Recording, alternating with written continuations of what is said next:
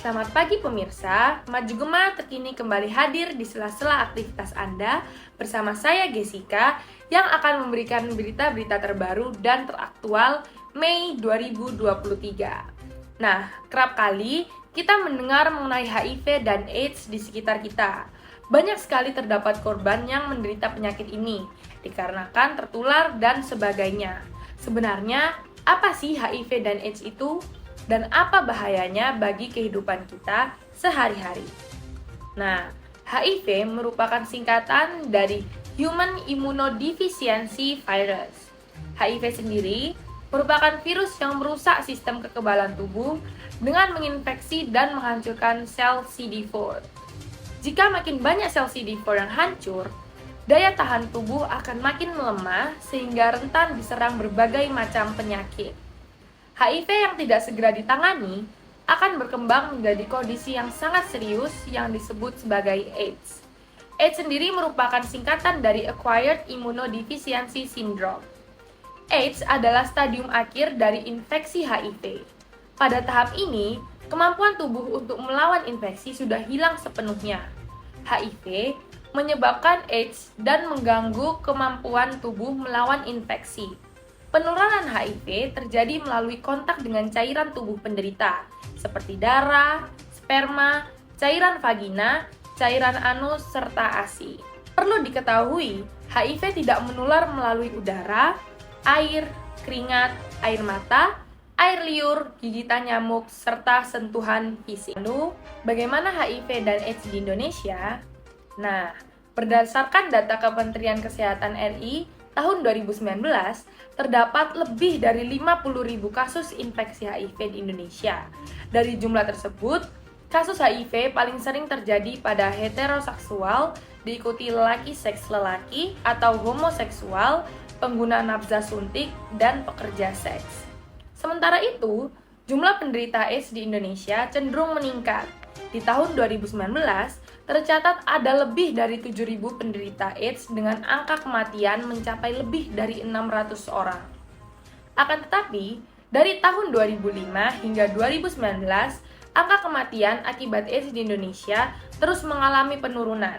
Hal ini menandakan pengobatan di Indonesia berhasil menurunkan angka kematian akibat AIDS. Gejala HIV dan AIDS kebanyakan penderita mengalami flu ringan pada 2-6 minggu setelah terinfeksi HIV.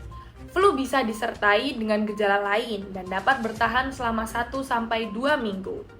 Setelah flu membaik, gejala lain mungkin tidak akan terlihat selama bertahun-tahun meski virus HIV terus merusak kekebalan tubuh penderitanya, sampai HIV berkembang ke stadium lanjut menjadi AIDS. Pada kebanyakan kasus, seseorang baru mengetahui bahwa dirinya terserang HIV setelah memeriksakan diri ke dokter akibat terkena penyakit yang parah yang disebabkan oleh melemahnya daya tahan tubuh. Penyakit parah yang dimaksud antara lain diare kronis, pneumonia, atau toksoplasmosis otak.